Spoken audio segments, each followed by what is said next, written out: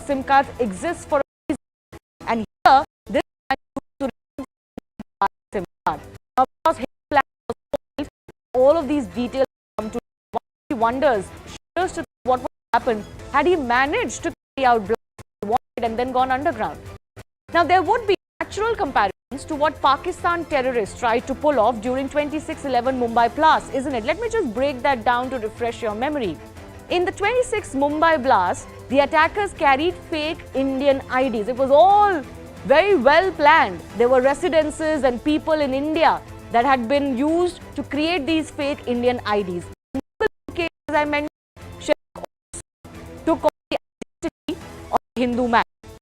Remember, in 26/11 Mumbai blast, the terrorists had mobile phones with Indian SIMs as well. Again, a clue that would possibly project that they were Indians and of a certain identity. And then in this case also, as I mentioned, he bought a SIM card using a Hindu man's details. Finally, let's not forget, thankfully Kasab was, not alive, and therefore the didn't work. Kasab also wore the Hindu flower or project. We're not getting to that Sharif used image, that Shiva Yogi image WhatsApp group. So even digital footprint was taken care of. Before we delve deep into this, let me also break down some data in the pro to know one source of the accused background. What is going to be now is that Sharif was indeed a lone wolf, whether self-radicalized or not possibly remains to be seen. He wanted to attack places by himself, not really with a gang or anybody. These were not intended to be suicide blasts. He was going to put the bombs at certain places and move away. Now, intel sources also say that Sharik was not in touch with anyone. At least as of now, they haven't really found his link with any other gang. All material for bomb making was arranged by Sharik himself. And an analysis, as I mentioned, of his phone is being done further to establish more. We already know through tower dumps, for example, that he spent considerable time in Tamil Nadu, traveling around Tamil Nadu, even in Coimbatore, for example. The big debate that's coming up, though, is on Sharik's identity design. Was it a clear attempt to project Hindu terror, raise the bogey of Hindu terror once again?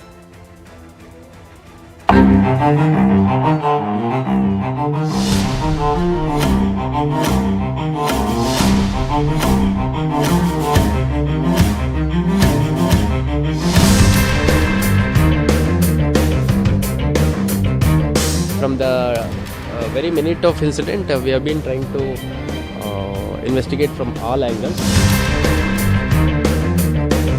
Just left hand side of mine where you can see a bakery and the tender coconut, so that is the building. But now Tirthahalli is under the scanner of the police because now multiple youngsters' names coming out from the Tirthahalli is somewhere that the police is serious about and ensuring that no untoward incidents takes place.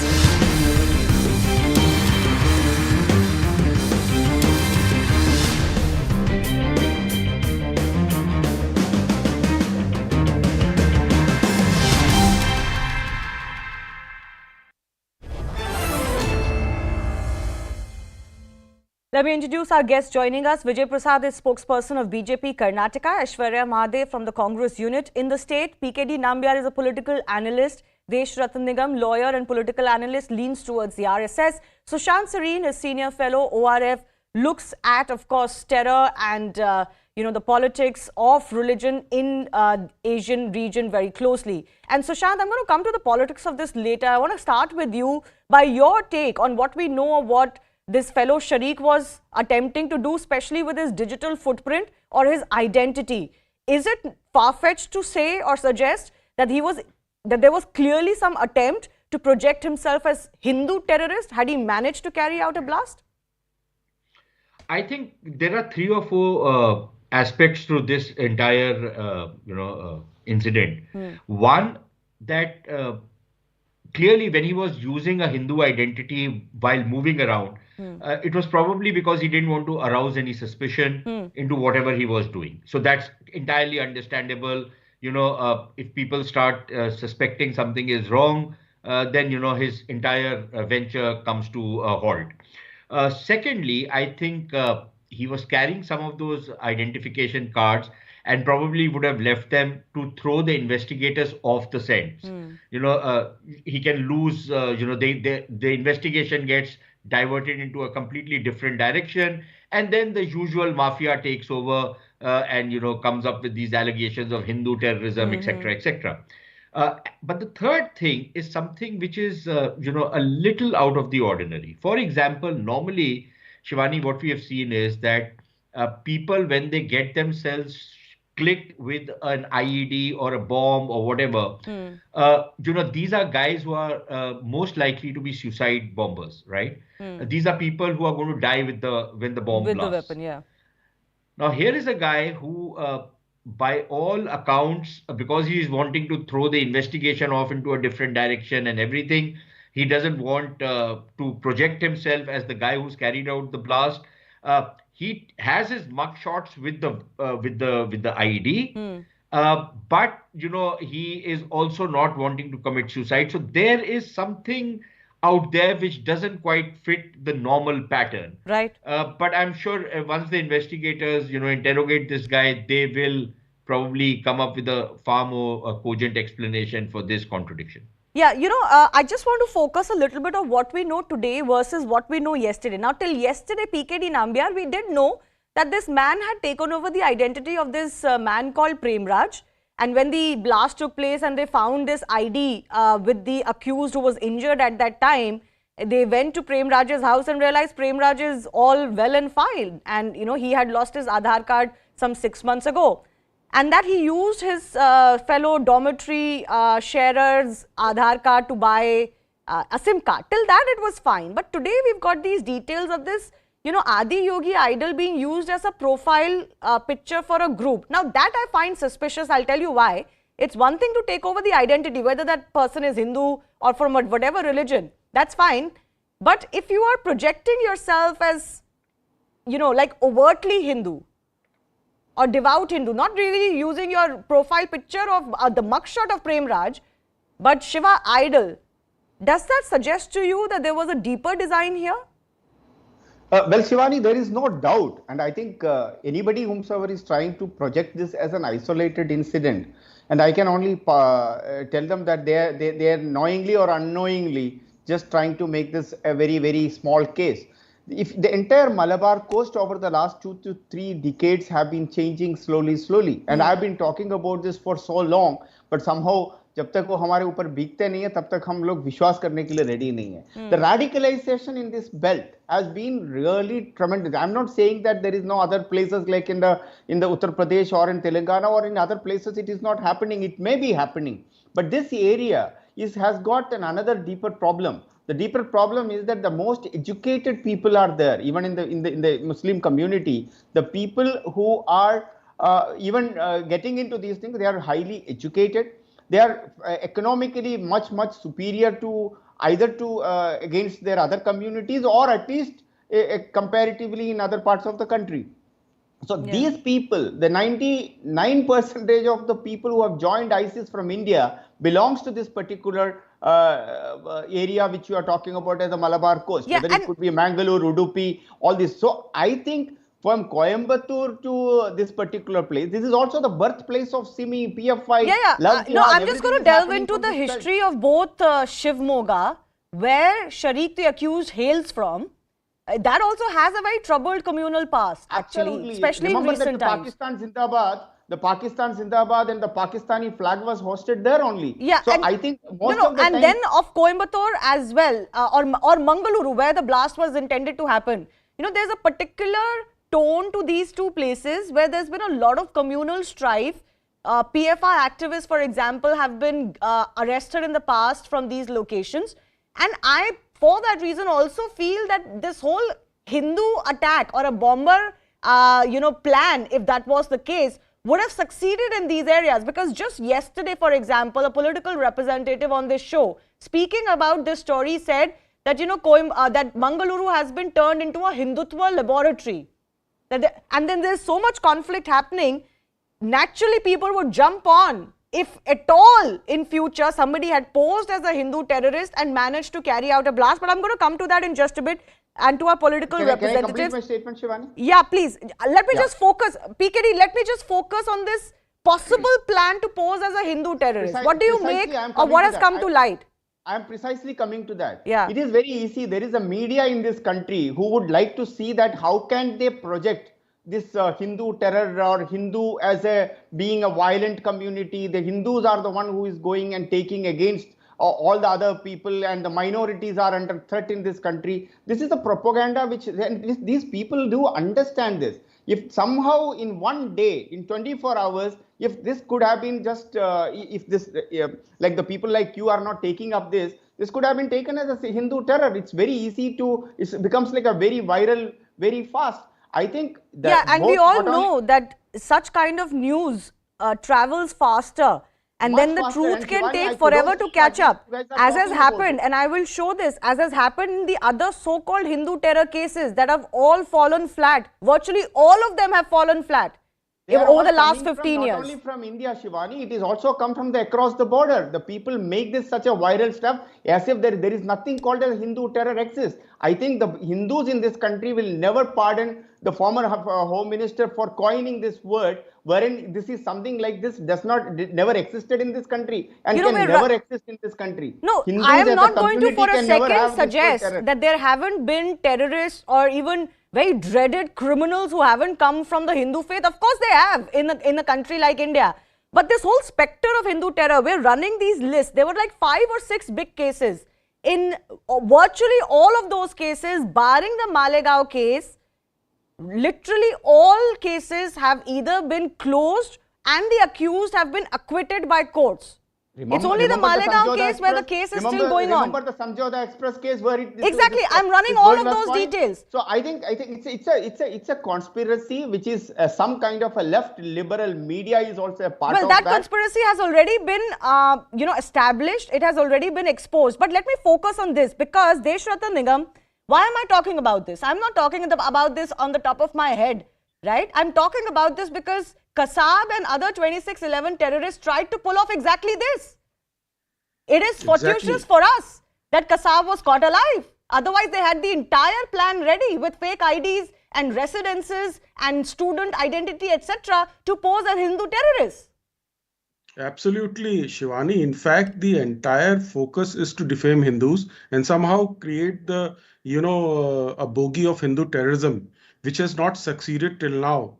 God has been very kind to India, and Kasab was caught alive, and this fellow did not die in a suicide blast, but however was caught.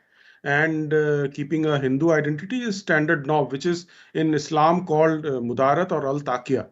And therefore, if you look at the larger level, and let me tell you in our society what we are finding today, that Abdul becomes Arvind in a love jihad case, and love jihad is taking place where they put a kalawa on their hand. So it is not, confined to terrorism. It has taken roots in the society to cheat or fraud Hindus, or to have an access to, say, for example, Dandiya or temples or Durga Puja, and to do Reiki. So this has become a standard problem. And if you look at their Aadhaar cards, the standard names which are being used today are, Bablu, Raju, Monu, Guddu. This is the kind of names which you find them on Aadhaar. And if you probe further, and I know kabadiwalas, and I know, plumbers, and I know people in other professions who have kept this name deliberately in order to hide their identity. So this is a larger problem in our society, and this has gone to the deepest level to smallest profession also. The problem is that, unfortunately, when this so-called Hindu terror bogey was raised, there were so many takers for it, or possibly, as PKD Nambiar was saying, there was clearly a biased, lobby that wanted to project it willfully, that latched onto it so much that we didn't ask basic questions. We have, of course, Congress leader Digvijay Singh, who even after Kasab was caught, went on to further this theory that 2611 was some RSS conspiracy, released a book on it. On that note, let me go across to Aishwarya Mahadev. Aishwarya, the problem is here, we don't know what the end design of Sharik was or not. It is clear he had some nefarious design. It is clear he was inspired by terrorist groups and wanted to carry out terror blast, that much the police has accepted. But even as they probe this, the larger question is, had he succeeded, would this whole specter of so-called Hindu terror been raised again? There are so many takers for it. But all of these cases from the past, and I'll run those details again, none of those cases really establish some Hindu terror in the same manner that Islamist terror exists. It was all done, frankly, to create a parallel, but the parallel never existed. Good evening, Shivani. I think first and foremost, the Congress party, as of it from when the blast has happened, is unequivocally condemned this action. We believe the strongest sort of response has to be offered for it. And let's also make this very, very clear that we believe, irrespective of denomination, a wrong is wrong and should see the toughest action on this. But Shivani, while I will answer your entire concept of which religious denomination has terror attacks, what has been proved and what not, I think I want to take this moment to highlight some very, very critical things which should not have happened, which allowed this incident to come out. And if this was posed as a terror attack from one particular religion, we can see how damaging it is. First and foremost, the fact that Aadhaar cards have been misused so conveniently. The second thing is he's previously accused, Sharif in this case is previously accused in 3 cases, including UAPA cases. And this smacks very deeply of a failure of intelligence, especially because you very rightly pointed out,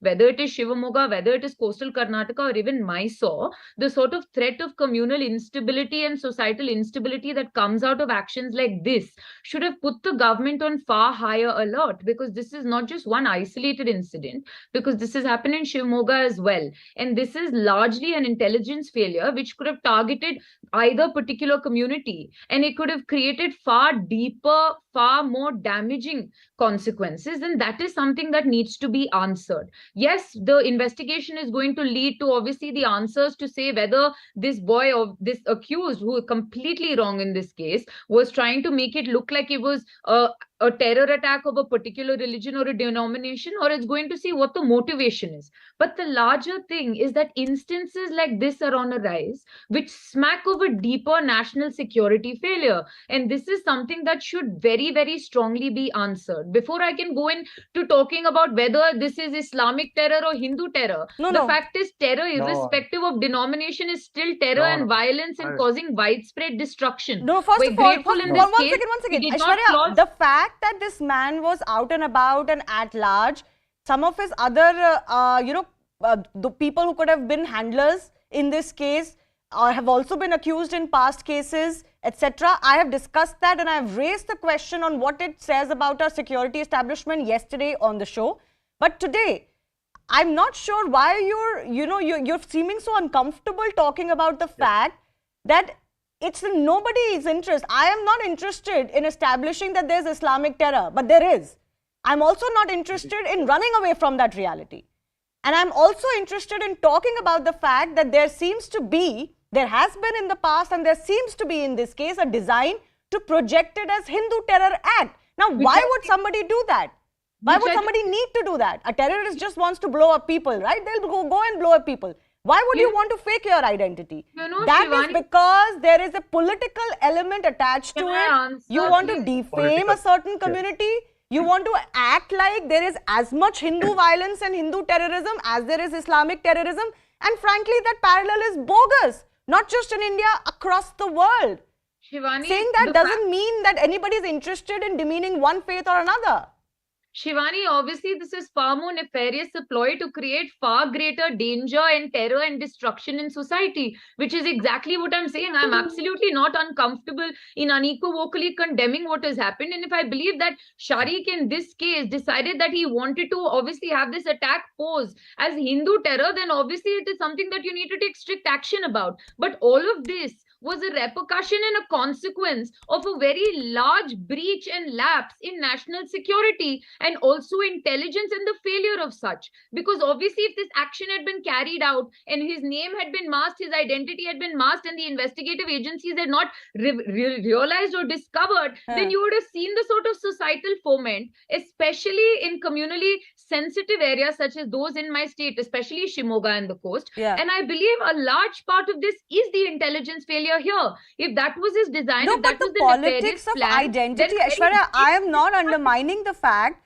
that the establishment needs to be asked questions, whether it's the Coimbatore case or whether it is this case. In both these cases, we've been lucky that the blasts were not actually carried out and the so-called accused themselves got hurt. I've discussed all of that. I've not run away from that question. But my point is, let me just go across to Sushant Sareen before I go to our BJP representative. The problem is, Sushant, this is not happening in a vacuum. There is a politics of identity involved when it comes to the discourse on terror in India. That is why somebody would even bother to fake their identity. Not only is there politics of identity involved in this, there is politics of identity involved in even normal or everyday incidents of crime, for example. We've seen, for example, although this is a slight digression, in the in the case of this girl Shraddha who was chopped to pieces, we've seen how that case was highlighted by the mainstream media. You never mention the communities, you never mention, it's a food blogger or something like that. That's the description. A similar case happens on the other side. You don't hide the identities. So clearly there's something wrong with the guys, who are acting as the gatekeepers of news. Number one. Number two, in this particular incident, I think it is very important to also understand that, there is this rising trend which we are seeing.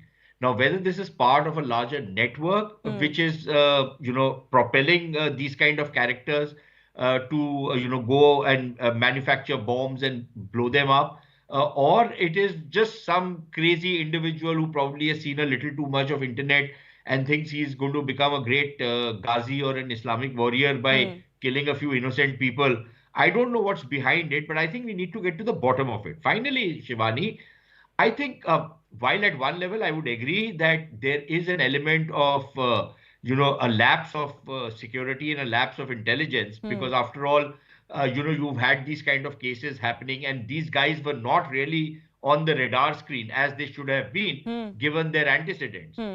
But having said that, I think, we must spare a thought for the people in the intelligence community as well.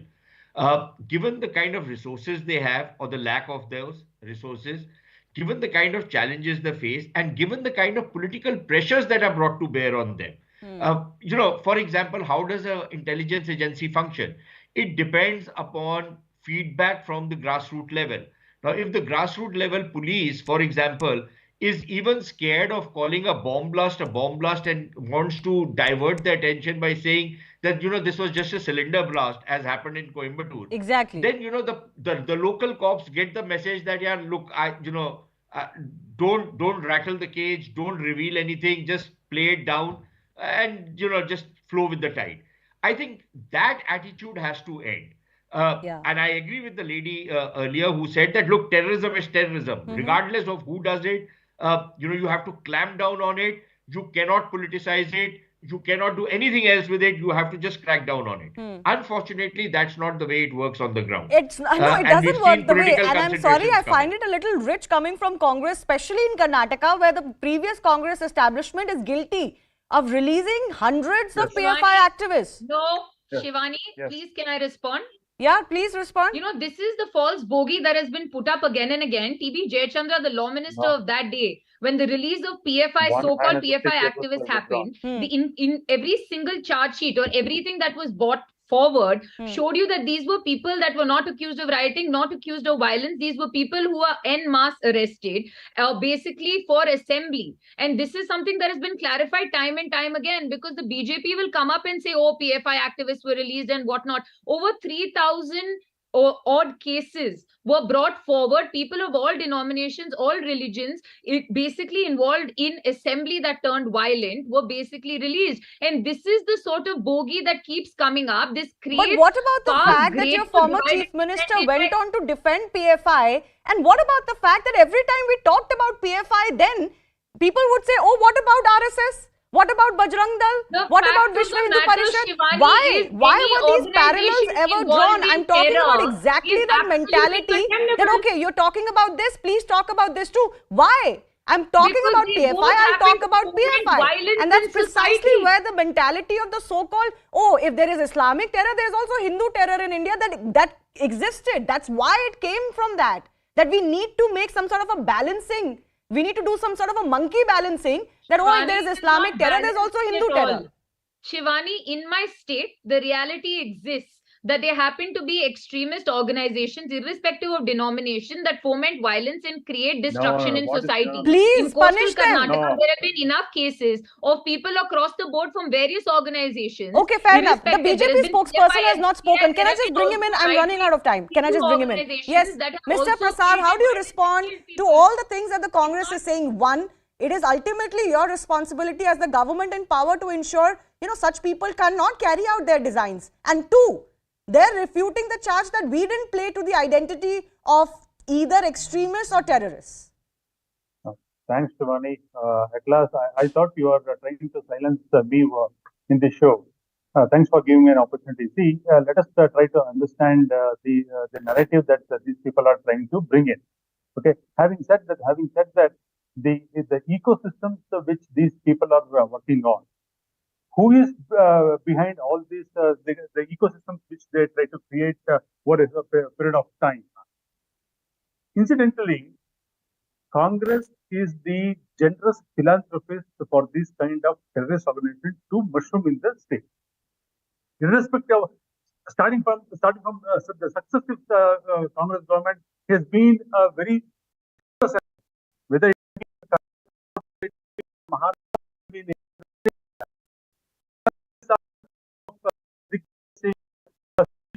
and RR party. We know what kind of statement these people have given whenever terrorists attacked India. When it's Islamic terror, sir, I'll give you, when it's Islamic terror, people jump and say, oh, terror has no religion. When then say, oh, Hindu religion.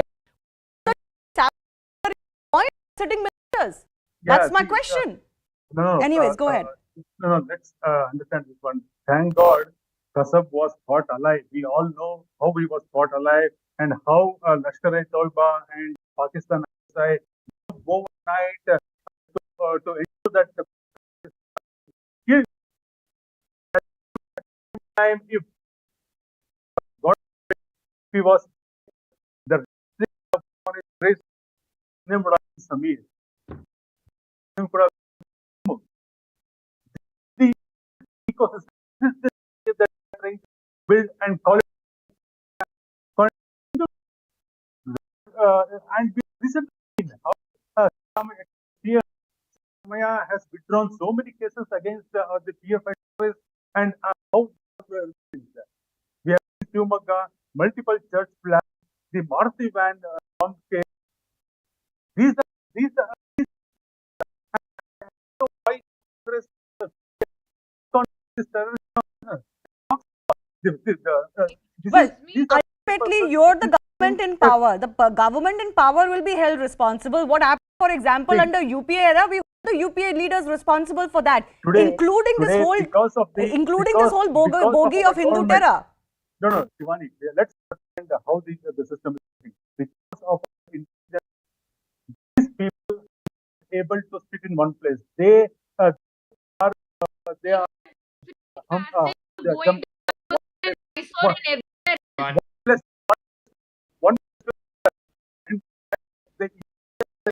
Just give her ask a quick question. No, I'm not sure if you can say that they're moving around because they're that the police is on their heels. I'm not sure you can suggest that.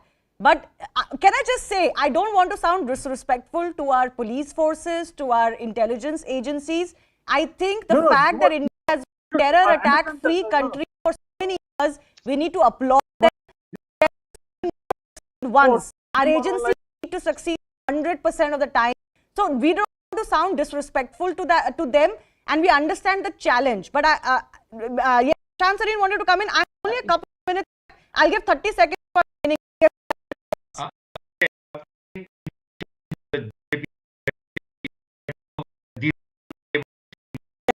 The fact of the matter is, the guy really moving across states and doing what he was, his carrying out his sinister. To argue that second, just telling it is just a flash. The police were not ready to that it's a But sir, we terrorist- did it's a question terrorist- him. No, Did but just question telling them. one- Not like if that that who will question this happens to happen. But sir, I have limited time. One second. But Let me finish. Shivani, just one very quick, Yes, very even- quickly. even- Mr. even- Shivani. Just yield for a Because second. I give you no, I'm time. not Let doing us hear other. I'll give 30 seconds at the end. Chance, please. So Shivani, for me, the most concerning part is the fact that in Coimbatore as well as in this case, the fact that these guys were operating and really none of the security agencies were wiser for it until these bombs blew up accidentally. Absolutely. I think that is there. That is of lack of part of agency which they need to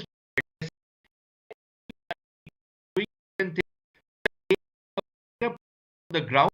They can hear on the ground rather than just rely No, upon absolutely. what I you call discussed technical exactly intelligence. that yesterday, so I didn't want to give time or spend time discussing that again today. But I take all of those points. It is a matter of concern that all of these men had priors and they were moving around despite being on the radar. Yes, this man had got bail by court, but you are still should be on the radar as a radicalized individual. Yes, PKD Nambia, 30 seconds. I just wanted to quickly say one thing that Aishwarya was just talking about that the how the intelligence agencies, how I just wanted to tell her one thing, that Abdul Nasser Madani, when the 1990 the Coimbatore blast case, which was many people were killed attacking on the LK Advani, then he is still behind the bar. Your own chief ministers from Kerala, chief minister visited him. He is being still receives. He's still in jail. Whenever he comes in a parole, he is considered. He will be given a warm welcome. Even the chief ministers of the state of Kerala, Women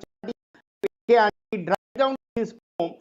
And you talk about you guys are sympathizers, knowingly or unknowingly. You have given enough. I don't know how to use enough fertilizers for these people to grow, and that is the reason we all entire nation is paying for it. Okay, I have to leave it at that. Unfortunately, I've run out of time. I do appreciate you, all of you, joining, and hopefully we can further this discussion as more probe details come out in this case. Thanks a lot for joining us. Moving on, a jailed neta getting a head, back and foot massage, watching TV, having mineral water and living a luxurious life. The video of Aam Aadmi Party Delhi Minister Satendra Jain inside Tihar jail is creating a storm in Delhi politics. Now, embarrassment mounted further for the party as it became clear that the so-called masseuse, which AAP tried to project as some physiotherapist, is actually an under trial, and that too under a POXO charge of rape. BJP mounted further pressure on the Delhi government to sack Jain as a minister post these revelations, or failing which they said the Chief Minister Arvind Kejriwal should himself resign. Aam Aadmi Party though was defiant, claiming that all of this is being done to deflect from the impending defeat of the BJP in the upcoming FCD polls.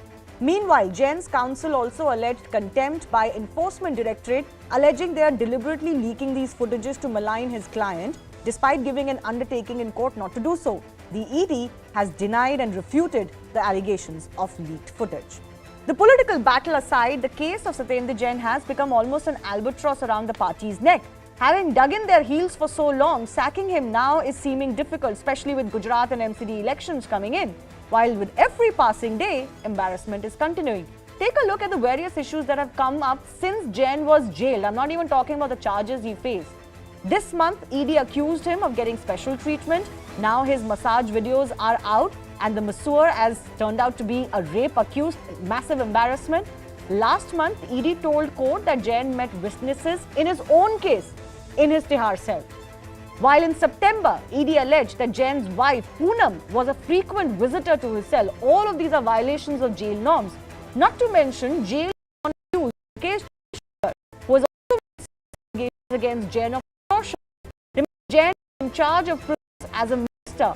Several officials have been suspended or transferred as a consequence of these related cases. So the big question we asked today, why this long rope to a tainted and jailed minister who can clearly be seen violating jail norms?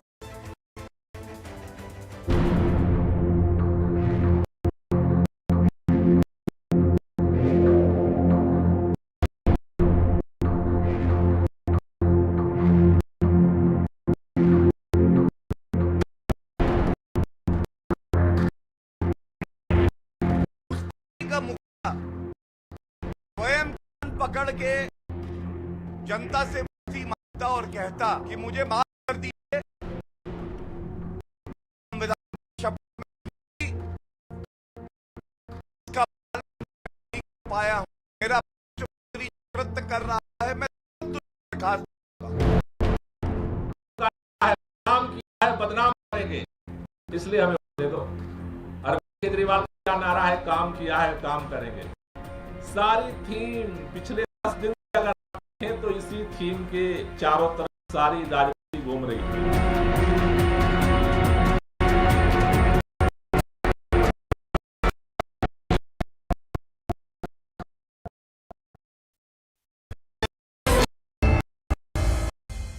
Pooja Suri is BJP representative joining us. The Aam Aadmi Party refused to join today.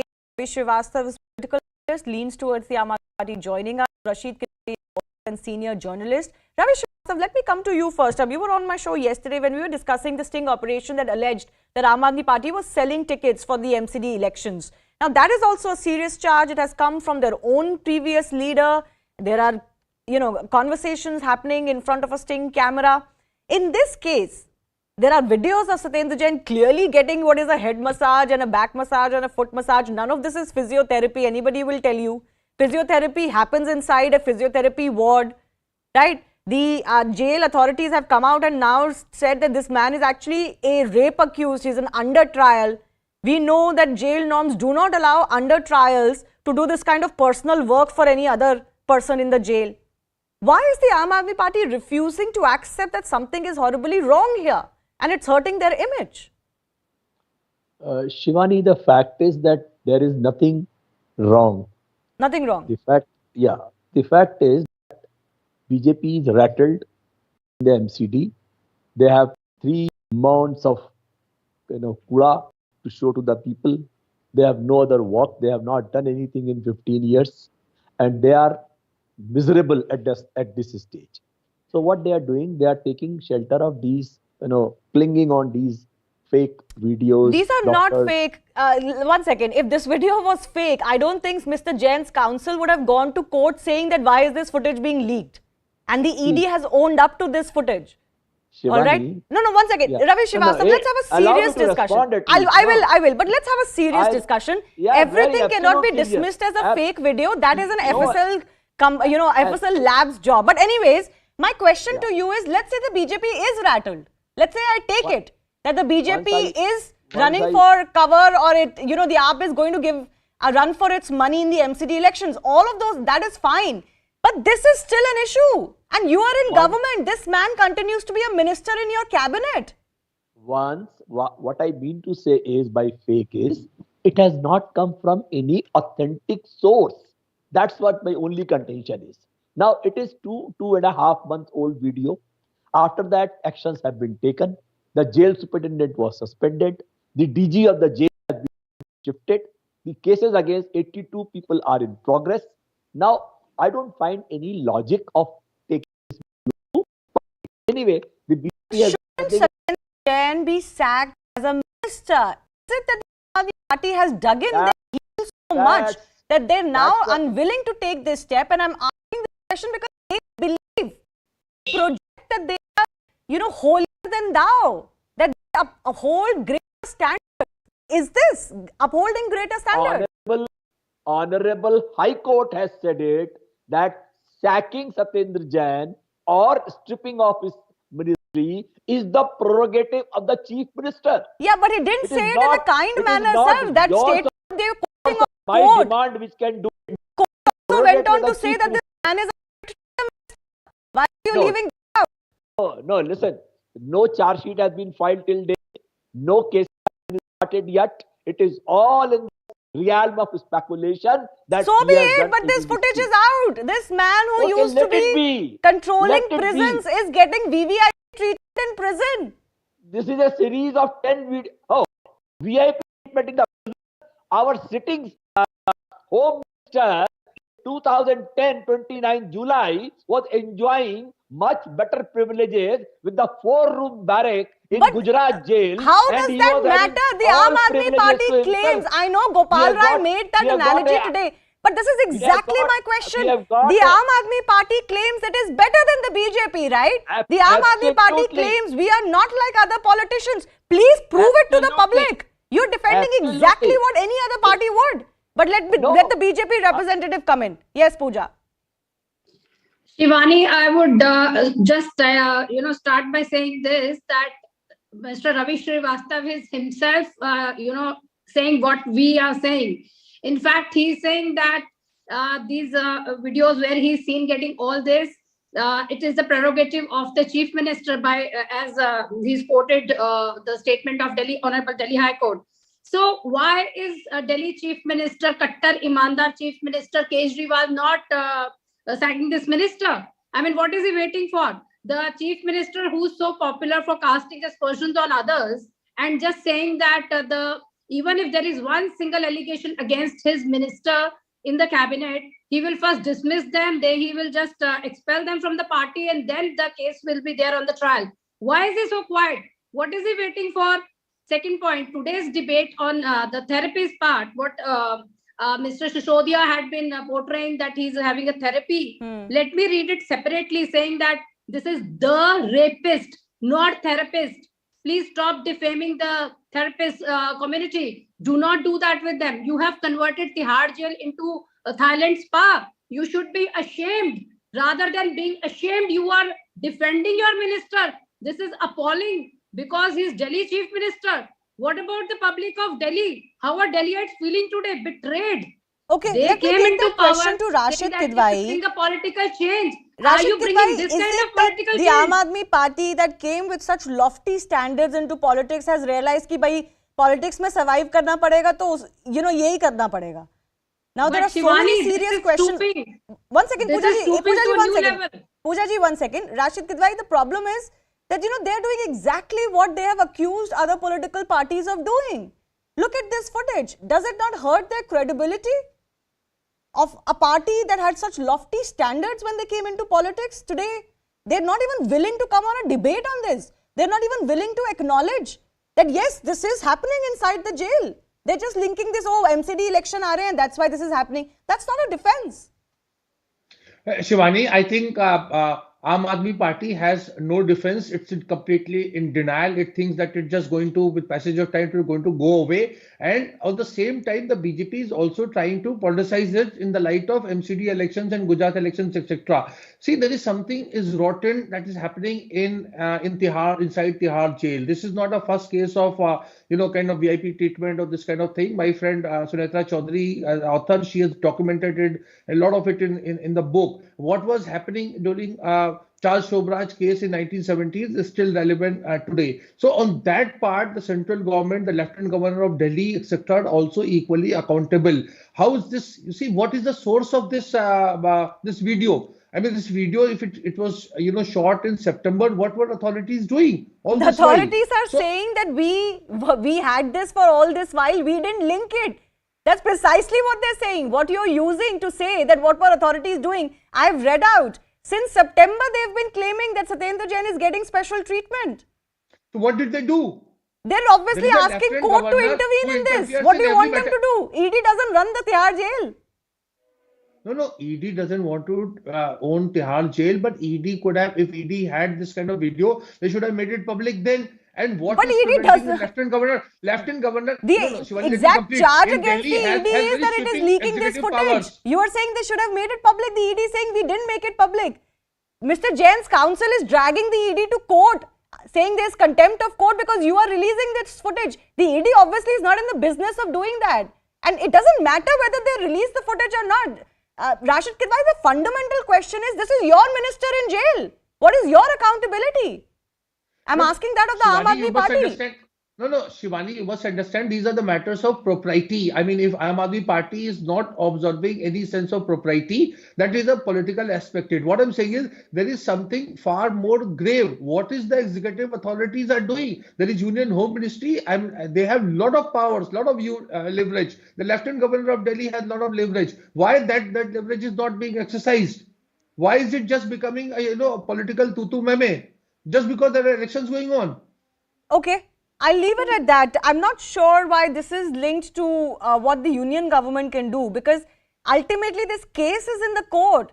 The ED is fighting exactly this in court, that this man is getting very, very special treatment in jail, including the allegation that he met co-accused in the jail.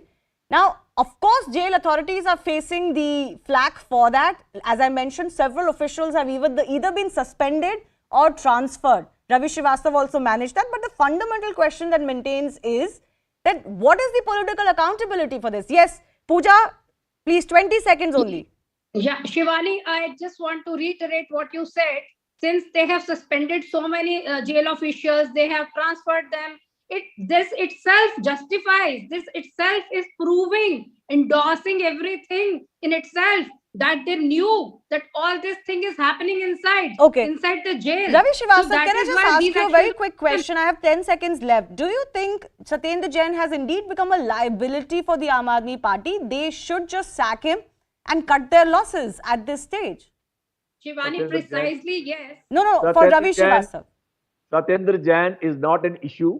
The issue is the 3 mountains of the Kula. The issue is the schools. The issue is the dispensary. Issue is the park. Issue is the roads.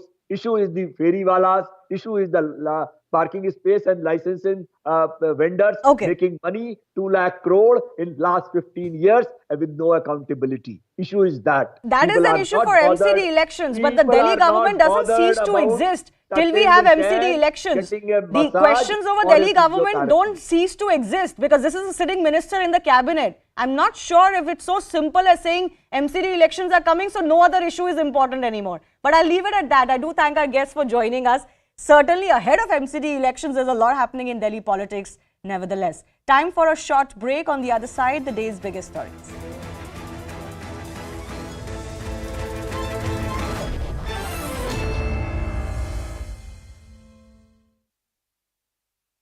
Areas in Kerala, which we know has been for years been extremist, but in Karnataka, Zaka, the point is that this particular area has been viciously communalized even during the Congress era. I mean, let's not forget that there 1998, 99, there were riots. The whole thing started sort of boiling up at that point of time. Subsequently, let's face it also, Karnataka has been the worst in terms of, the burqa ban and so on and so forth. So if you choose to do such things, you can expect that an Islamic State entity will definitely come and use that place, will use the kind of dissatisfaction that there is to create chaos. So it's your choice. It's absolutely, as you said, if you can keep the political aspects out of it, these are innocent people who are getting killed. These are troublemakers who are some of them who are there. And you want to stop this, you have to take the politics out of it. It can be stopped. Let me ask Mr. Balwinder Singh. So 2 points that I'm curious about, and these were warning signs, and how come no one picked on these warning signs. One, there was almost, like I said, a test run of a bomb blast that happened on the banks of the Tunga River in Shimoga. It was an experimental blast. In fact, 2 of his associates were arrested. I don't know why he was not, when already he should have been under the radar of the agencies for 2 other cases under UAPA that he was wanted for. The second one, the fact that he was able to stay under a fake identity, or at least use the identity of someone else and someone else's Aadhaar identity to stay on rent in Mysore for a good 2 months, does raise some very serious questions. Is it so easy to fake identities in this country, to fake Aadhaar cards in this country, that a terrorist can live as though he's a railway government employee? That's the ID of the person that he impersonated or that he faked. A government railway employee for 2 months in Mysore, and from there he goes to Mangalore and this blast happens. Yeah, stealing the identity of persons is actually very easy. It's extremely easy to steal the identity, fabricate an Aadhaar card, change the photograph. Nobody verifies when they take a tenant that whether this Aadhaar card is genuine or not, and they have no means of verifying it. And when it comes to your question whether operationally the police is equipped to keep surveillance over all people who have been identified to be linked with terrorist activity, I think we really need to upgrade our operational capacities in every state. And that's a problem we face everywhere. If there are hundreds of supporters, people who provide logistic help, it's not as if each person who is involved in a terrorist offense can be kept under radar all the time. It is operationally not possible. So ultimately, police agencies with their limited resources tend to prioritize it. And in that process, many people escape the net.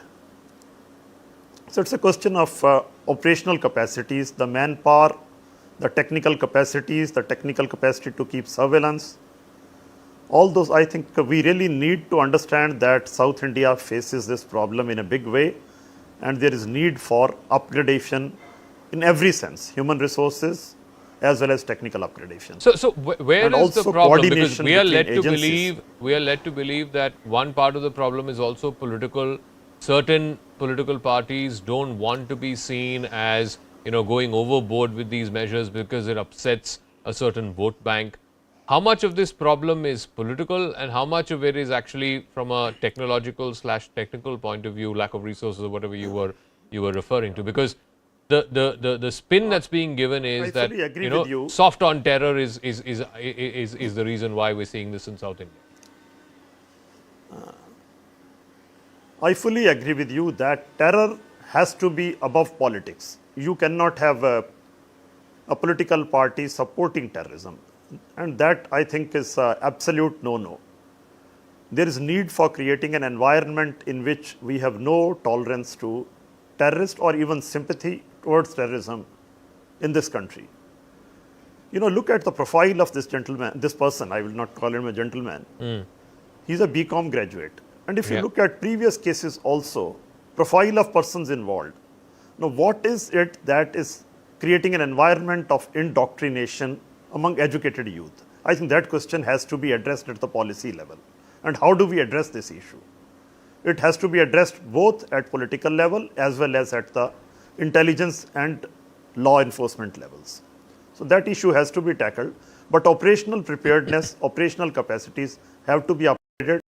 Coordination between agencies, we have to work more on it, both between center and states as well as between neighboring states. S. Prakash, let me start with you. This man, Mohammed Sharik, who was accused in 2 separate UAPA cases before what happened in Mangaluru, surely should have been on the radar of terror agencies, anti-terror agencies, the NIA and others, Intelligence Bureau. How is it that he was able to travel to Coimbatore, to Ooty, Nagarkoil, then Mysuru, where he was living for the last 2 months under a fake identity? Isn't that a slip up? Well, last month there was a bomb blast trial in Shumaga, where 2 of his associates were arrested by the police.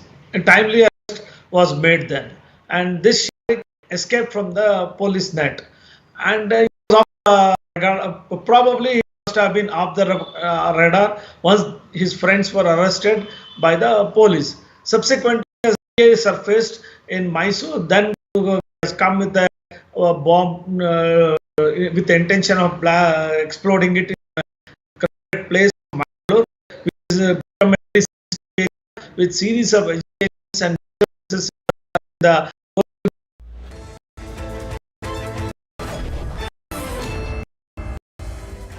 Thanks a lot for staying with us. Quick of the day's big stories. At least 6 persons, including violence today, were from, as I said, the Assam card. CBI has filed its charge sheet in the case of BJP leader and actor Sonali Phogat. Investigative agency has charged Phogat's associates and Winder with murder. Border security forces have killed an intruder and captured another along the India-Pakistan border near Jammu today. Intrusions were detected days after a Pakistani drone dropped 2 timer-fitted improvised explosive devices near Jammu. J&K police has revealed that the number of local terrorists in the region has been brought down to 2 digits, while a small number of foreign terrorists are being tracked down. Remember, 100 modules of hybrid militancy were busted this year. Prime Minister distributed 71,000 appointment letters to newly inducted recruits at the government's Rozgar today. Speaking at the event, the Prime Minister said the youth inducted via this Rozgar Melas will represent the government. Australian Parliament has cleared agreement with India. It will be officially signed and implemented on a mutually agreed date within 30 days. A lapse in the maintenance of flyovers has uncovered a new death trap on Bengaluru roads. Nuts and bolts were seen popping out of a flyover at KR Market in Bengaluru. Taking note of this, the traffic police have now placed a barricade in the place where the bolts have come out. At least one person has been killed and 30 wounded when a car bomb exploded in a police compound in southern Thailand. The blast came shortly after a suspect drove a car into a police accommodation and abandoned it. India clinched the three-match T20 series against New Zealand today, but not before the third and final match ended in a rare tie via Duckworth-Lewis following rain interruption. And at the FIFA World Cup 2022, Saudi Arabia stunned Argentina with a 2-1 win. After Argentina took an early first-half lead via a Lionel Messi penalty, the Saudis hit hard early in the second half. Goals from Saleh Al-Shehri and Salam Adwasiri were enough 8 minutes post half-time to beat the Argentinian side. Speaking of Argentina, we are leaving you with images of the farmers in Argentina celebrating the 83rd Gaucho Festival. Riding on horses, the farmers take part in rodeos and competitions dressed in typical country clothes. Thanks a lot for watching.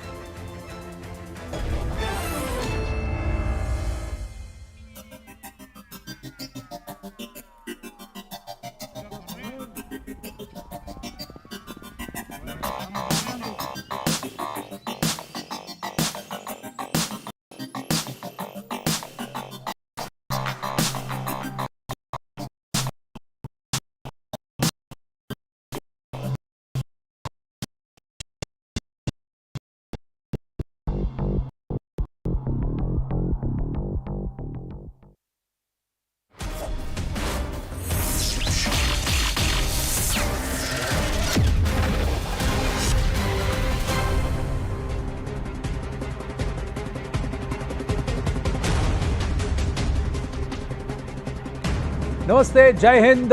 You're on the right stand. I'm Anand Narasimhan and thank you for staying with us. And of course, at the outset, we'd like to thank our viewers for your continued patronage and keeping the show and the channel #1 for the last many weeks. Thank you very much. We continue to train the focus on a rising radicalism threat or trend south of the Vindhyas in South India, ladies and gentlemen.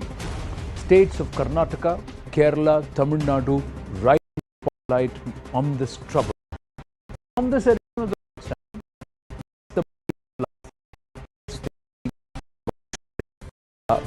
the highly radical, but there is confirmation that he has traveled to some of the hubs which have been on the radar of the intelligence agencies. He's been in touch with certain elements who are also highly radicalized, and some of them have been under the scrutiny of the NIA in the past.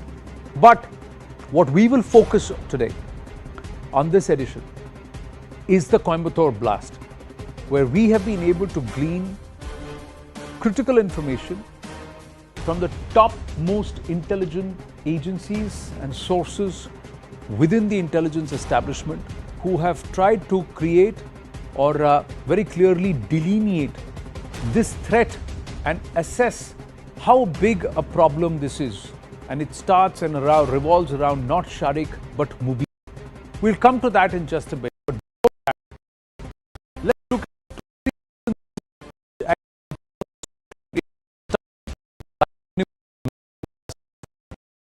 on 5. It all started in Shivamogga with those clashes around the Independence Day.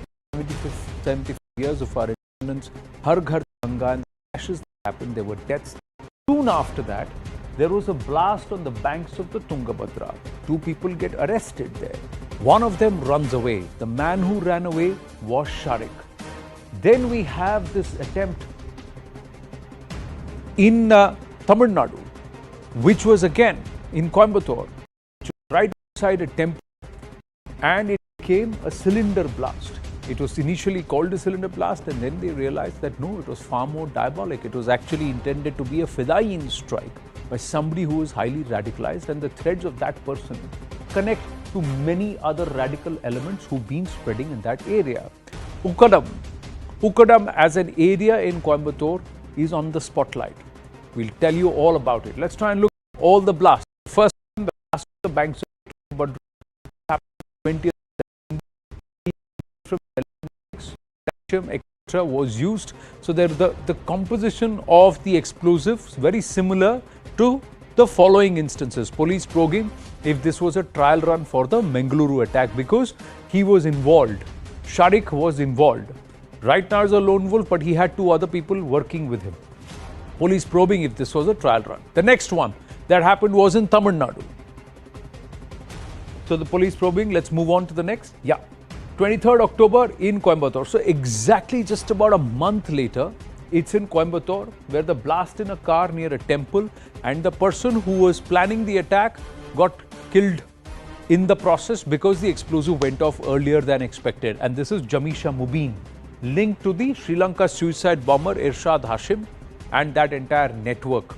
Irshad Hashim's footprints in Coimbatore have been documented. We'll come to that.